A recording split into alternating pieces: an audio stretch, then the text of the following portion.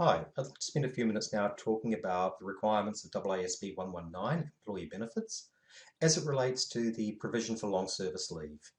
The provision for long service leave is a really good provision to think about quite generally because it lays out very clearly what the requirements are in terms of the determination of a long service leave liability. So let's start off by talking about what is long service leave. For those that don't come from Australia originally, like me, this is a particularly strange concept because I don't know of many countries in the world that have long service leave. But what long service leave represents is it's an entitlement to extra leave, say 12 weeks, after an extended period of employment, say 15 years. And it varies quite significantly across enterprise agreements, but let's just say it does create a very significant obligation, liability, that needs to be recognised in respect to long-standing employees. It's also a really good demonstration exercise for what it means to recognise employee benefits on the expected value of the net present value of future cash flows, because the cash flows are relatively discernible, or you can understand the mechanical process that you'd go through. It clearly identifies what the future cash flows are, and these obviously need to be turned into a present value, so discounting is required. And there is variability in terms of the likelihood of the cash flows having to be paid, so therefore we need to bring expectation into the equation. So it's a really good example for demonstrating the process that you'd have to go through in terms of determining A, what's long service liability, long service leave liability, and B, what you'd have to recognise as the expense for the change in that liability. So let's think about a very practical example here. Bob has been working at his current place of employment for 8 years, and Bob's entitled to 12 weeks of long service leave when he has worked 15 years. He is, however, eligible for a pro rata payout once he's worked for 12 years. So that means that there's a 100% probability of payout once he gets to 12 years.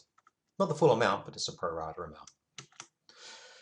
If we're going to work out the cash flows, we need to understand what his current salary is and how that's going to be increasing over the period until the long service leave is payable. We need to be able to turn that into a present value, so we need a discount rate.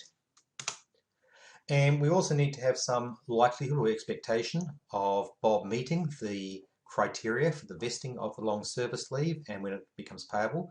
In this case, it's pro rata payable after 12 years, so that's in 4 years' time. Because the liability forms the basis of the recognition of the expense, the change in the liability is an expense, we need to have an opening value of the long service leave liability so that we can then determine what the change in the liability is to work out what expense we should be recognising.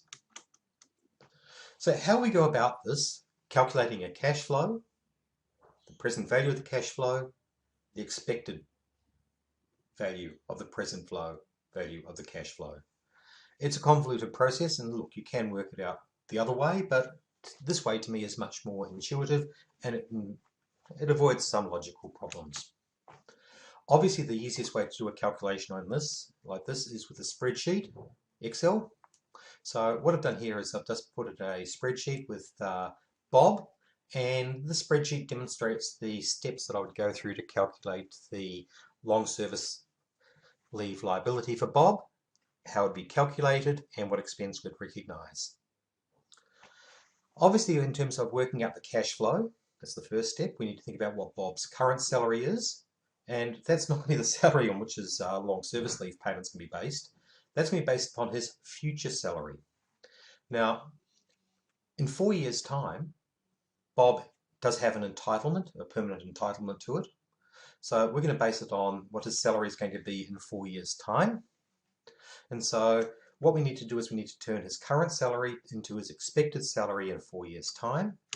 And that is the current salary times the expected rate of growth, 1.06, 6%, 1.06, the power of 4 for 4 years, and that gives us Bob's expected salary in 4 years' time when he has an absolute entitlement to his long service leave of $104,936. Now that's Bob's entire salary. That is not the amount of the long service leave entitlement, and it's not the amount that has been earned to date. So obviously we need to turn that salary, first of all, into the amount of the entitlement.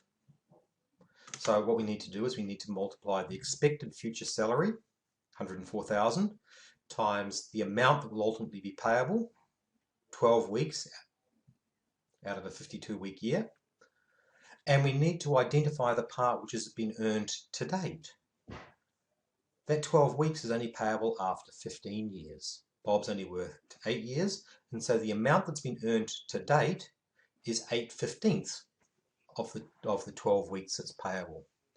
And that gives us the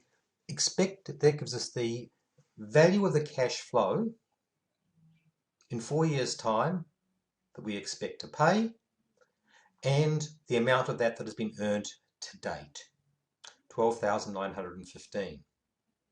Now, having to pay $12,915 in 4 years' time is not the same as having to pay it today, so obviously we need to turn that expected future cash flow into a present value, so we have to discount that, and we need to discount it for 4 years hence to today's terms.